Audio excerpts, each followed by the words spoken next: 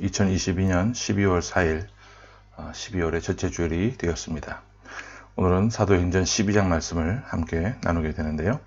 신약성경 207쪽에 있는 신약성경 207쪽에 있는 사도행전 12장 1절부터 25절 말씀을 본문으로 삼아서 간절히 기도하면서도 의심하는 사람들, 간절히 기도하면서도 의심하는 사람들, 이런 제목으로 하나님의 말씀을 선포하기 원합니다. 길고 긴 중세의 어둠의 장막을 열어젖히고 새로운 근대의 문을 열었던 여러 사람들이 있습니다. 그 중에 대표적인 철학자가 바로 데카르트라고 하는 사람이죠. 데카르트가 남긴 위대하고 아주 유명한 명제가 있는데, 나는 생각한다, 그러므로 나는 존재한다는 말입니다. 여기서 이 데카르트가 생각한다라고 한 말은 의심한다라고 하는 뜻입니다. 그 사람이 의심하는 것은 일반적인 의심이 아니라 방법적인 회의라고 불리는 것인데요. 방법적 회의라는 것은 의도적으로 의심하는 것을 말해요.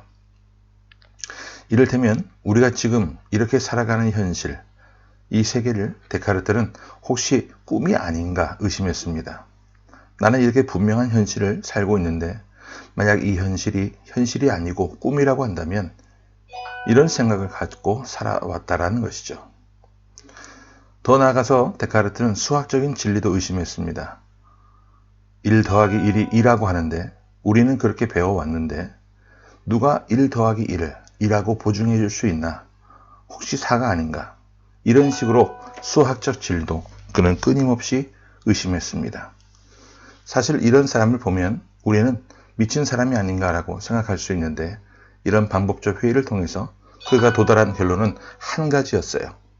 모든 것을 다 의심해도, 현실 세계도 의심하고 수학적 진리도 의심하지만 한 가지 의심할 수 없는 명확한 사실이 있는데, 의심하고 있는 나 자신은 확실한 존재다라는 결론이었습니다.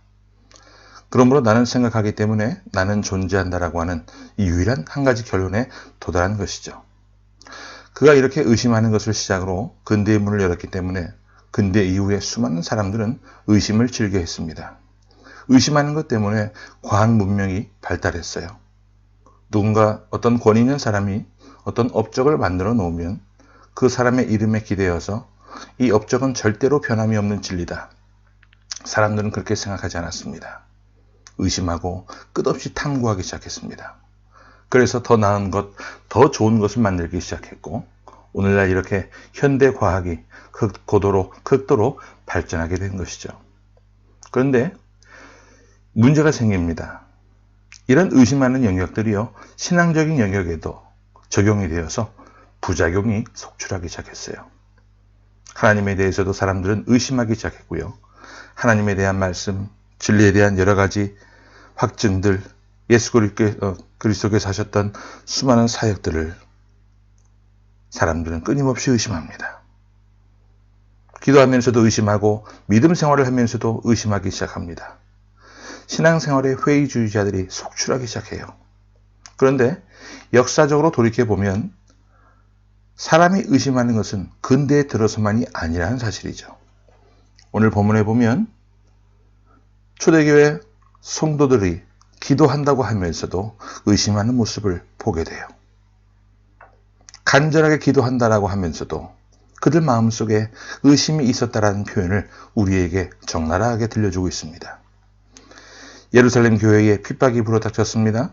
스데반 집사님이 순교했고 그것을 계기로 해서 유대인들의 강력한 핍박이 휘몰아쳤어요. 이제는 본격적인 핍박이 시작되는데 유대인뿐만 아니라 헤롯이 직접 성도 중에 한 사람, 사도 중에 한 사람을 잡아서 죽인 일이 일어나게 됩니다. 그러면 우리 본문 돌아가서 1절과 2절 말씀을 먼저 함께 보겠습니다. 자, 시작. 그때에 헤롯 왕이 손을 들어 교회 중에서 몇 사람을 해하려 하여 요한의 형제 야고보를 칼로 죽이니. 자, 초대교회의 사도들 중에서 교회를 이끄는 자들 중에 야고보는 두 사람이 있었습니다. 한 사람은 예수님의 동생 야고보였고 또 한 사람은 요한의 형제 야고보였습니다. 사도 중에 첫 번째 순교자가 탄생했는데 바로 요한의 형제 야고보예요. 헤롯은 칼을 들어서 요한의 형제 야고보를 죽였습니다. 그런데 뜻밖의 소득을 얻게 돼요. 유대인들이 기뻐하고 좋아하는 거예요. 이런 모습을 보고 헤롯이 용기를 얻어서 조금 더 나아가기로 결정해 버립니다. 3절과 4절을 봅니다. 시작. 유대인들이 이 일을 기뻐하는 것을 보고 베드로도 잡으려 할세. 때는 무교절 기간이라. 잡음에 옥에 가두어 군인 내식인 네페에게 맡겨 지키고 6월절 후에 백성 앞에 끌어내고자 하더라. 예수님께서 6월절 어린 양으로 돌아가신 것처럼 이때도 마침 무교절을 지나 6월절이 다가오고 있었는데, 그래서 헤롯은 유대인들이 기뻐하는 것을 보고 베드로도 체포했습니다. 그를 잡아 옥에 가두었습니다. 6월절에 예수님께서 돌아가신 것처럼 베드로를 사람 앞에 끌어내어 그를 죽이려고 했던 것이죠. 유대인들이 환호했습니다. 드디어 예루살렘 교회가 붕괴되는구나. 교회의 영적 지도자인 베드로를 이렇게 잡아 죽이면 교회는 힘을 잃게 될 것이다. 사람들은 그렇게 생각했어요. 그야말로 교회는 이제 초비상입니다. 모든 성도들, 믿는다는 사람들이 할 수 있는 것은 오직 한 가지밖에 없었는데 그것은 기도였습니다. 많은 성도들이, 모든 성도들이 교회 사도들과 지도자들이 모여서 기도 처소에 모여 기도하기 시작해요. 5절 말씀을 보겠습니다. 시작. 이에 베드로는 옥에 갇혔고 교회는 그를 위하여 간절히 하나님께 기도하더라. 간절히 기도하더라. 무슨 말이에요? 정말 최선을 다해서 기도했다는 말이죠. 열심히 기도한 그 결과 하나님께서 베드로를 긍휼히 여기시고 교회를 보호하시기 위해서 천사를 보내십니다. 옥에 있는 베드로를 하나님께서 천사를 통해 끌어내 주시는데, 그런데 이 옥은요, 군인들이 지키고 있었던 그런 옥이에요. 쉽게 나올 수 있는 곳이 아니었단 말이죠. 자, 6절과 7절을 봅니다. 시작. 헤롯이 잡아내려고 하는 그 전날 밤에 베드로가 두 군인 틈에서 두 쇠사슬에 매여 누워 자는데 파수꾼들이 문 밖에서 옥을 지키더니 호련히 주의 사자가 나타나매 옥중에 광채가 빛나며 또 베드로의 옆구리를 쳐 깨워 이르되 급히 일어나라 하니 쇠사슬이 그 손에서 벗어지더라. 헤롯은 베드로를 요주의 인물로 여겼습니다. 그래서 군인들이 아예 쇠사슬과 함께 감옥에서 그와 함께 자도록 그렇게 명령을 한 것이죠. 어떤 방법을 사용하더라도 베드로를 옥에서 끌어낼 수 있는, 그를 건져낼 수 있는 방법이 없었어요. 그런데 하나님께서 천사를 보내셨습니다. 그 천사가 베드로를 깨웁니다. 천사가 베드로를 이끌고 첫 번째 문과 두 번째 문을 지나 시내까지 나오게 돼요. 그때 베드로는 자기가 환상을 보는가 보다, 꿈을 꾸고 있는가 보다라고 생각을 합니다. 그런데 바깥에 나와서야 비로소 정신을 차립니다. 하나님께서 천사를 통해 나를 긍휼히 여기시고 교회를 사랑하셔서 여기까지 인도하셨구나. 베드로는 성도들이 기도하는 은신처를 알고 있어서 기도 처소로 달려가게 돼요.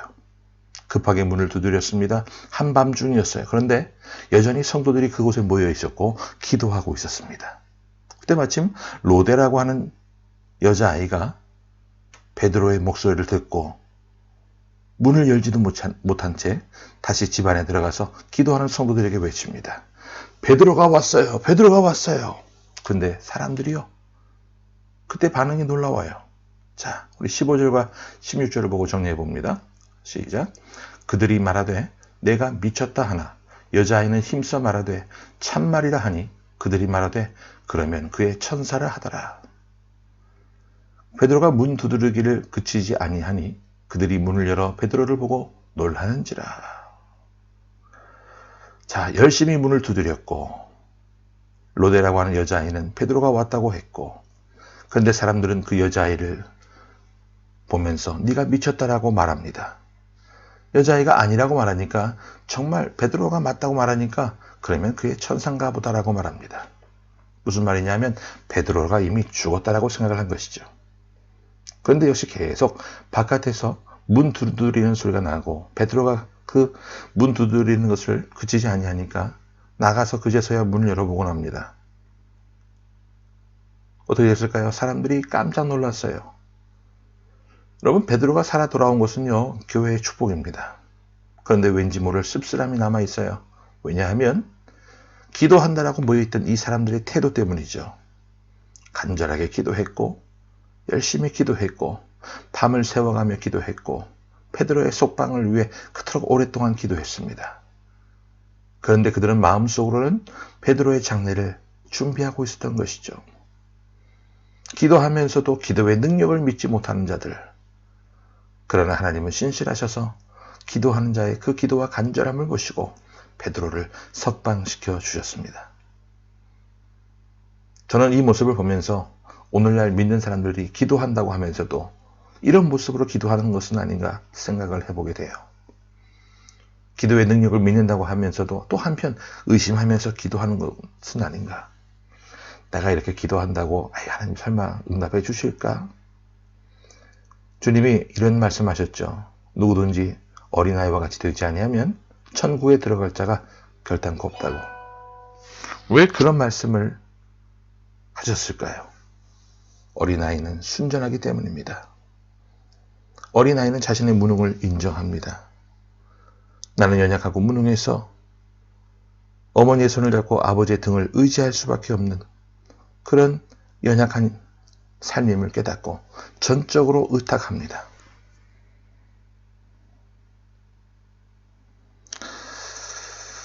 우리가 하나님의 능력을 믿고 간구하고 기도하면서도 그럼에도 불구하고 불신하는 이런 불신, 이것을 여러분들 깨뜨려 나가시기를 바랍니다. 초대교회 성도들이 이렇게 성령 충만하고 믿음이 뜨거웠다라고 하는 그 성도들조차도 기도하면서도 베드로의 장례를 준비했던 이런 이중적인 사람들이었던 이 모습을 오늘 우리야 말해서 무엇하겠습니까? 예배한다고 기도한다고 찬양한다고 나와 있으면서도 마음에 의심이 일어나고 있다면 마음을 다시 한번 하나님의 절대적인 능력을 의지하고 붙잡으시고 신실한 마음으로 일어서는 하나님의 복된 자녀들 다 되어주시기를 간절히 주의 이름으로 축원합니다. 아멘. 함께 말씀을 기억하면서 기도하겠습니다. 주님 은혜를 감사합니다. 하나님, 기도한다고 하면서도 삶이 변화되지 않는 사람들이 있습니다. 비가 오나 눈이 오나 바람이 부나 새벽 기도, 철야 기도를 밥 먹듯이 한다고 하면서도 그의 인격이 변화되지 않고 삶이 변화되지 않는 사람들을 우리가 보나이다. 하나님, 그 모습이 초대교회 성도들의 모습뿐만 아니라 오늘 이 시대를 살아가고 주님을 믿는다고 하면서도 기도한다고 하면서도 하나님 앞에 나온 우리들의 모습 가운데서도 이런 모습이 있음을 주님 용서하여 주옵소서. 주님의 능력을 온전히 믿고 어린아이와 같이 순전한 믿음으로 하나님 앞에 나아가며 간구하는 삶이 되게 하시고, 하나님이여 성령의 불로 우리의 연약한 모든 것들을 주님 태우시고 믿음으로 우리의 연약한 모든 것들을 불태워 나갈 수 있는 그런 귀한 삶의 모습이 되게 하여 주옵소서. 기도한 것은 기도한 대로 믿고 하나님의 뜻에 맡기며 하나님의 응답하실 때를 인내하며 기다릴 수 있는 신실한 믿음의 삶이 되게 하시고, 오직 나의 기준과 잣대로 하나님의 모든 일들을 평가하는 어리석은 삶이 되지 않도록 절대적인 하나님의 능력의 말씀을 부여잡고 하루하루 승리하며 살아나가는 저희들이 되게 하여 주옵소서. 12월 성탄의 계절이 돌아왔습니다. 주님, 예수 그리스도께서 이 땅에 태어나신 그 이유, 그 목적을 우리가 잘 기억하게 하시고 승전가를 부르는 아기 예수 그리스도의 성탄을 온 세상의 열방에 아름답게 선포하며 나아갈 수 있는 아름다운 이 계절이 될 수 있도록 하나님 저희와 동행하여 주옵소서. 살아계신 예수 그리스도의 이름으로 감사하며 간절히 기도하옵나이다. 아멘.